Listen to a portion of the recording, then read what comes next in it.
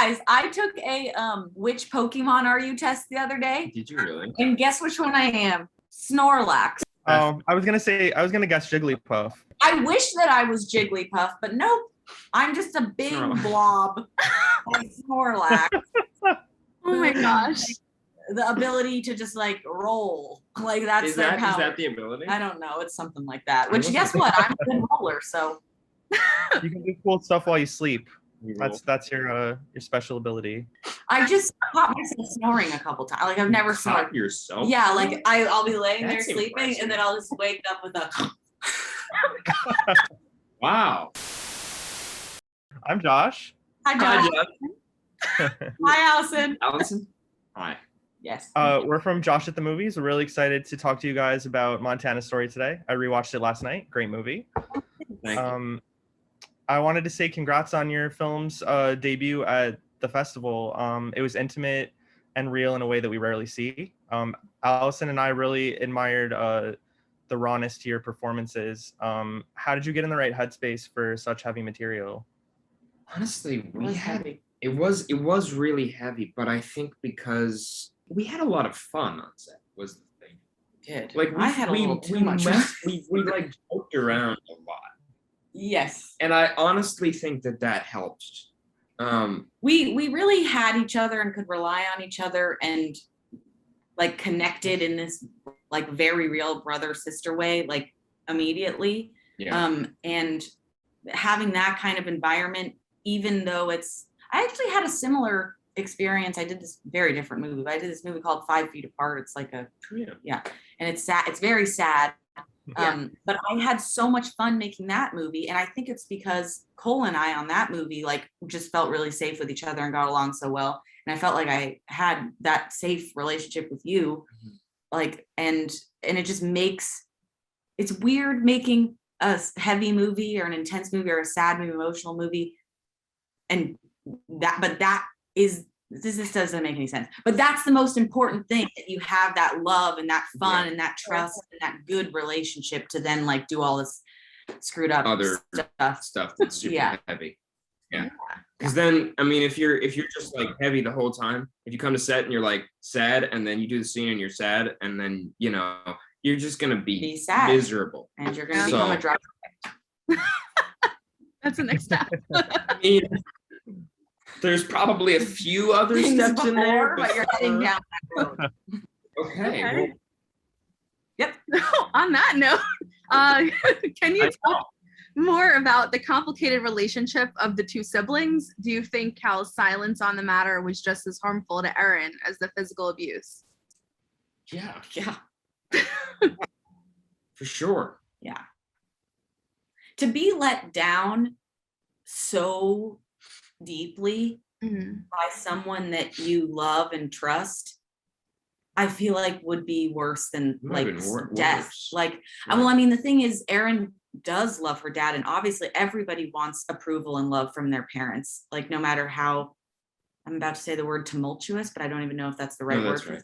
No matter how tumultuous the relationship is, like a child wants to be loved by their parent and wants that validation and approval. And so the pain that he, you know, did not show her love and showed her so far from that is horrid.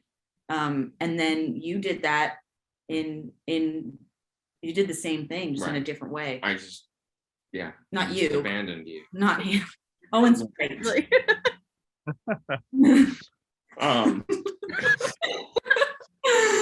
Anyways, you would never hurt me to say if you slam me on the head with your hand. No, anyway, but yes. And that relationship was that brother sister, like he talks about it in the movie about how much they like relied on each other as kids and how like they clung to one another. And to have that like pure love where like they're the only people who really know what it's like living in this household that they live in that was so rough, and then to have that betrayal is like awful. Yeah.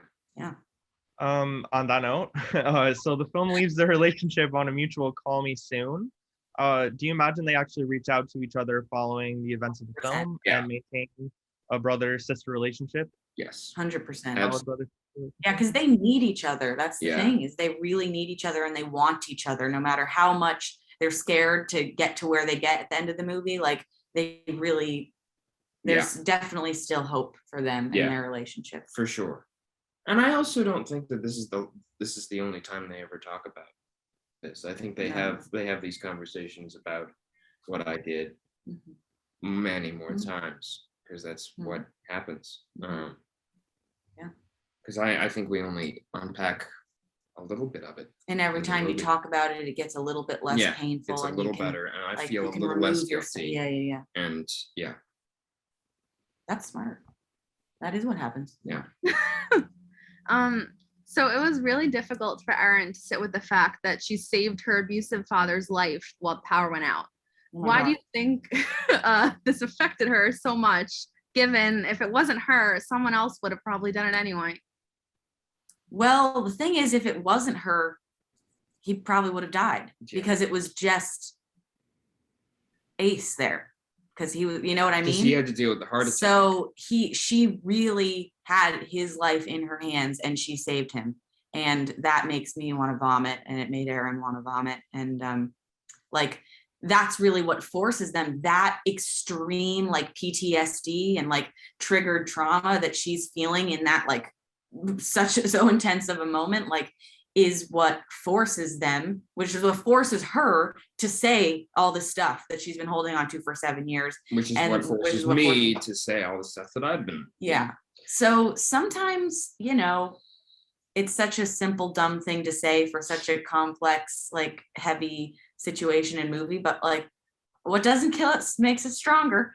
And that moment literally almost killed her, because it was so hard, and that pain like that we felt and that she felt, and that letting it out was so scary and hard and emotional and sickening. But you know, it did, getting that out and having that truth and having that like cathartic moment of release, like really made their relationship stronger, and in turn will make them stronger people. Yeah. Okay. Yeah, I think it's good once it you know, comes to light. It definitely, like you said, opens the floodgates, and they can kind of grow from there. Whereas when the movie starts, they're at a complete separation. But on a lighter note, I think one of the most charming parts of the film is your relationship with the horse, Mr. T. Can you tell us what it was like working with so many animals on set, including the dead chicken? And was that real? You want to start? Oh. Why don't you talk about the horses? Okay. So I've had some experience with horses in my life. The horse that we worked with on Montana Story, Mr. T, his real name was Crackers. Was a very difficult horse. However, you know, he'd been in the industry for a long time, for his whole life. He was like an action he's horse. An actor. And so he could get shot, he could fall, he knew how to do stunts, like he was, you know, big deal kind of. I thought you were gonna say big penis, because he did. He is a horse. So, and because he was an action horse, he was always raring to go. Yeah. If you know what I mean. Oh, God. You know, overweight. So I shouldn't be doing interviews. I should. You're the best. I love it. No, you make them fun. Okay, is that what this is? Yeah. He was really bored. And so, like, you know, standing around playing an old horse, he didn't have the greatest time. And that meant that he was a little bit didn't mean have the greatest time. to everybody. He was kind of mean. But then at the end of the movie, I rode him. I got on him and I took him for a ride. It's not in the film, but it was just kind of because why not? And the minute I got on Crackers, I understood exactly why he'd been so difficult the entire shoot, which was like he was trained as an action horse, and that horse listened to my, you know, what I was thinking and what my body was telling him to do, unlike any other horse I've ever gotten on. And we had a really nice time just like running across the field. It was really fun. You And like then, galloped on him or whatever? yeah, no, I literally, I didn't even have to like kick him. Like I squeezed. See, that was the and thing. he was like, got Because it. I rode him and it is in the movie. And it's written that Erin is like galloping around freely on the horse. But I got on him and I was terrified. I have ridden horses and I actually spent a couple weeks at a ranch outside of LA with horses and like with this lady who like works with horses and humans therapeutically to like get them to connect. It was really cool. It was very special. I felt like, oh my God, I'm like a real horse girl. Like I've got this in the bag.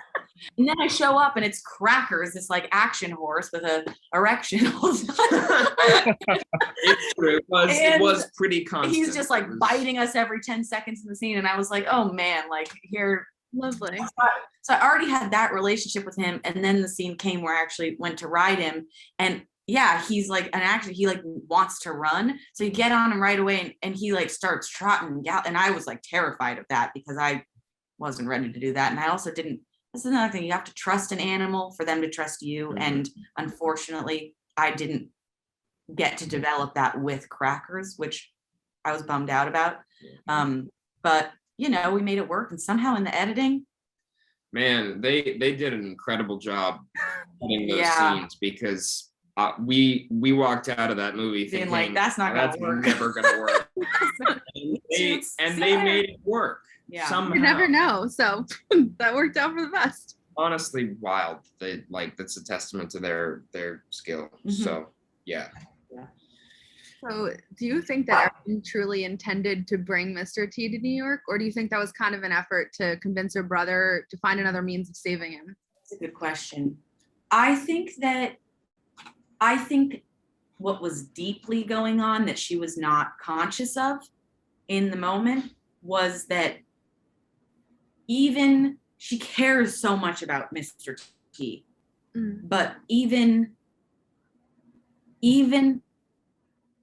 the whole plan and wanting to save Mr. T so badly, I feel like was almost this like subconscious excuse to stay. Yeah.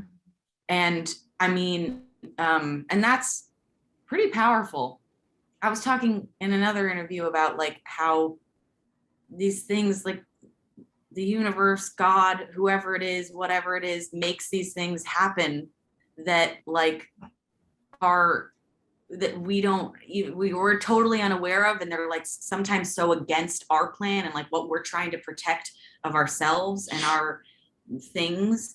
And yeah, I think there was like a greater desire in Erin and like a universal plan that they needed to reconnect and like have that big talk. So yeah, I do think that deeply it was kind of an excuse in a way. I thought it was refreshing to tackle big moments like the death of Pepper the horse, which we never actually see, obviously, through the use of dialogue and without flashback. Did you find this freed you more as actors to convey the emotions through your facial expressions and body language?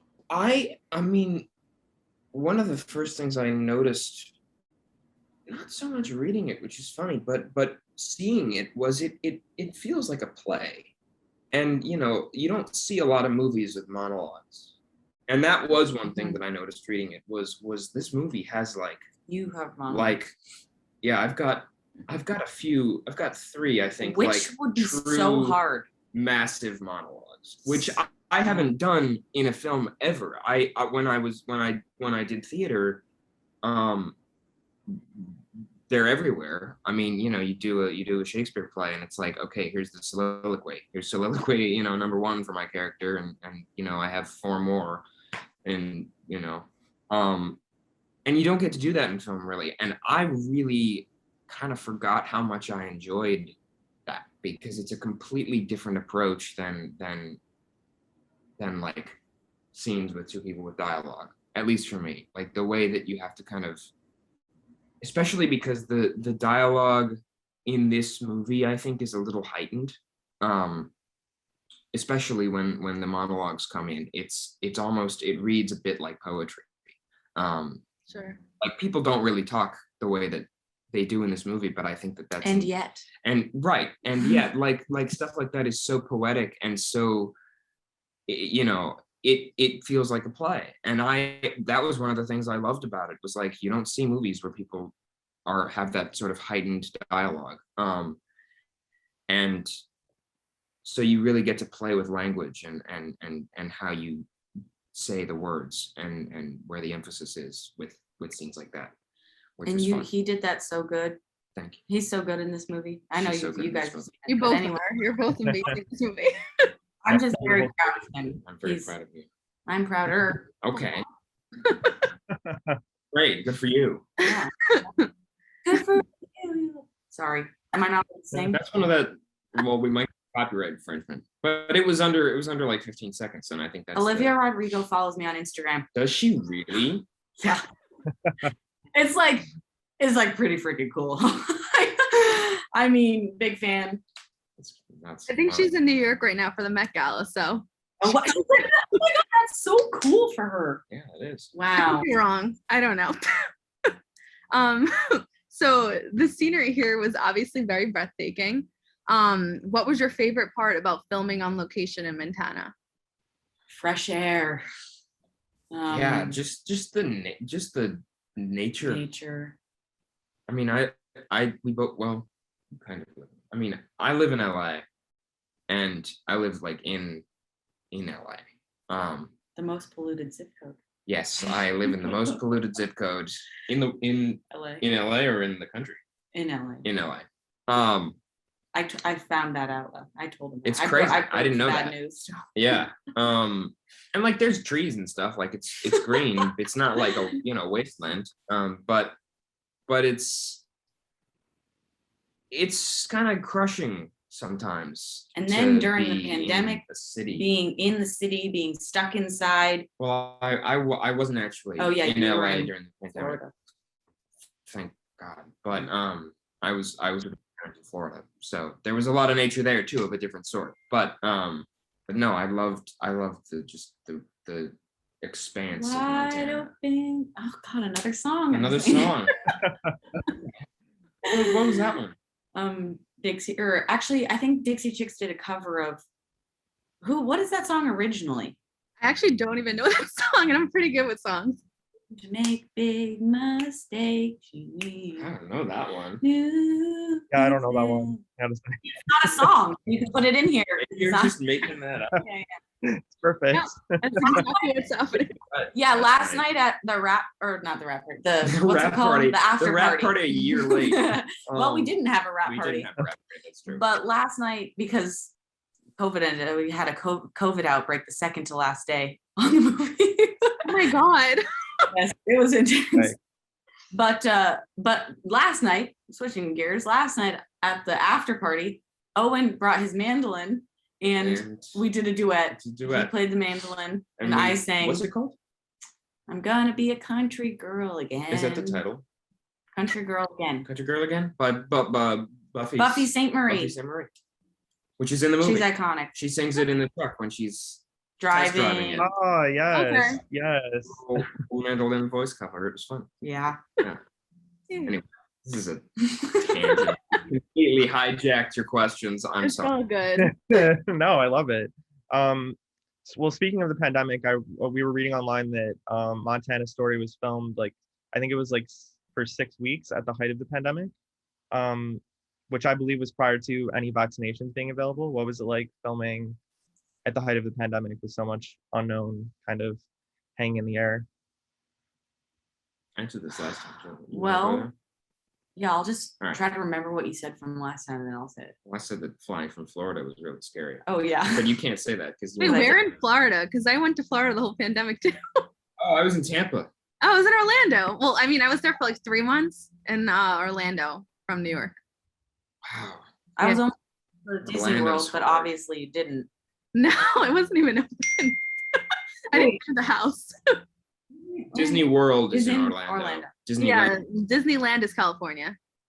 I've never been to Disney World, but I've been Oh to my Disney God. year of my life since I was 2. Wow. I've never been to Disney World, but I've been to Disneyland. Yeah, that's what you said. Every year of my life since I was 2. I've never been to Disneyland, but I've been to Disney World maybe twice when I was like 5. And you probably would never go again. I would never go again. It's a little frustrating. Like Universal is what I prefer if you're gonna pick the parks because of all the rides. Universal's the best. No way. Yeah, I'm sad they took away one of those. Disneyland. They took away one roller coaster that I liked when I was a Wait, kid. which one? Dragons? Do you remember that? Is that Universal?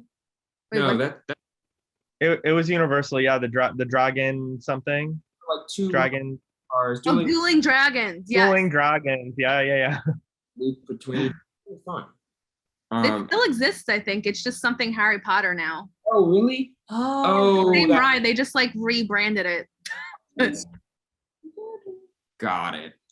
She's a Huff. Oh yeah, we took the Pottermore test. No, You really like these tests. Slytherin. Well, okay. No. Here's the thing. I'm definitely Really? not Slytherin. Look at me. Are you kidding me? My whole life is not Slytherin shit. But no, I wanted to be a Slytherin. So okay, this is what happened.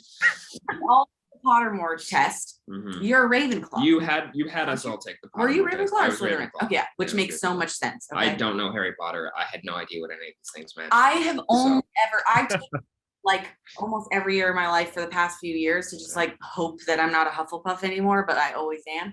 I took it as a Hufflepuff and then I took it and I took it and I took it. And the last time I finally- took it, I was a Slytherin, but that's because I was you figured out I how to wasn't- game the system. yeah, I wasn't which is a answering very questions Slytherin thing honestly. to do, as I understand. Yeah, I know it was manipulative. So, maybe Gotta be you're a careful Slytherin. with this girl. Yeah, maybe you're a Slitherpuff. A Hufflin. Pufflin. Cute. Yeah. Oh man, my Anyway, sweater is sorry, so guys. Hufflepuff right now. It's I think I always got Gryffindor. That was always You always look, the one that I got getting. you look like a Gryffindor. You are a 100%. Gryffindor. I'm the I'll Stark. take that. What are Who's a you? Ravenclaw? I think I'm like a Ravenclaw or a Hufflepuff. I was like really nerdy in high school, so I feel like I fell between those two, but I only did it once and it was like right when that app opened. So I don't really remember. I'm sorry, I'm not as committed. Weren't you Gryffindor? No. You were You Ravenclaw. thought I was Gryffindor. I You thought kept he would saying have been. that I'm a Gryffindor. And I was like, I'm definitely not a Gryffindor. I thought you would have been. Nah, I'm not a Gryffindor. I'm not a Gryffindor. I'm Ravenclaw's the coolest I one. feel pretty- Well, Slytherin's pretty hot. comfortable in my. I mean, Slytherin is cool, but obviously, I don't think I Messed want to be Slytherin. It's too negative. Snape is Has my to be favorite right. character in all of Harry Potter. And Is that he's- Alan Rickman? Yeah. Oh, I saw him on Broadway actually years ago. did you see Where him? he died. I forgot the name of the play. It was like something. Oh my god! Now this is like embarrassing. So I can't remember the name. But it was like 10 years ago already. But he was really good. And he's an incredible He actor. was He was- amazing. I love him. yeah, but Snape was a Slytherin. And he's That's literally and he's a hero. Is he really? Did you not watch all of Harry? Yeah, come on. I don't know. Oh I yeah. don't know. Oh yeah. You didn't know Well, that. thanks for spoiling the Snape storyline. Oh Not man. that I'll Oh, ever god. Anyways. Okay, let's go to the next question because I feel like there's a little more. Do you think that Cal idealized his father prior to Erin's return? And why do you think Cal finally changed his perception now, after all these years, enough to switch off that fatal plug, which, spoiler, yeah. Oh yeah. So the first part of the question is, do I think that he idolizes his father up until Erin comes back? Yes. I think that yes and no. I think that he has a very complicated and difficult relationship with Wade. In that a lot of things about his dad, yeah, he does, you do look up to your father. But in that same idolization and respect, there's fear, and there's a kind of I don't think Cal will ever feel like he was meeting his father's expectations or wants. And I think I can sort of accept that because I'm not reminder for Wade of Libby, of her mom. But at the same time, like I, as I say, my mom was an afterthought. Like I think I was also an afterthought. I think he had me sort of by accident, and I mean, maybe it wasn't an accident, but I think he treated me like, I was sort of plan B. If all had gone well, Cal would not have been born, basically. It's pretty dark. Yeah, that is really dark. Well, I mean, Libby would still be alive. You would be the daughter, and that would be that. And because Libby died, my mom was hired to take care of her, and then I was born, and that's why I exist, is because Libby died, which is this thing that has had this profound effect on my dad, supposedly, according to him, and has made him into this shell of himself. And I think that, yeah, I respect him and look up to him a huge amount, because he has kind of built all this stuff. But at the same time, I think I resent, that our relationship was never really what it might have been had he just had me as someone that he wanted, as opposed to a result of something that he really didn't want. I don't know.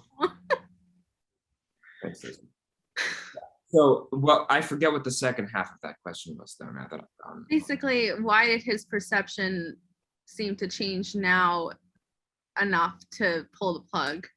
Well, I think Erin kind of forces him open, and I think she forces him into action, because he spends the whole movie kind of in this like somewhat Hamlet-like state where he's just kind of he's paralyzed. He doesn't really know what to do. He's just, he's doing what's expected of him and what he believes is what he has to do, which is just deal with it. But in Cal's way of dealing with it, he's not dealing with it, because he's prolonging things, and he's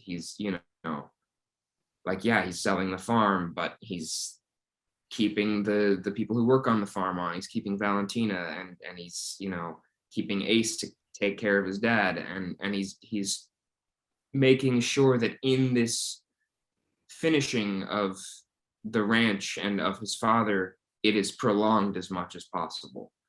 Subconsciously, he's not aware of this, but that's what he's doing. Yeah.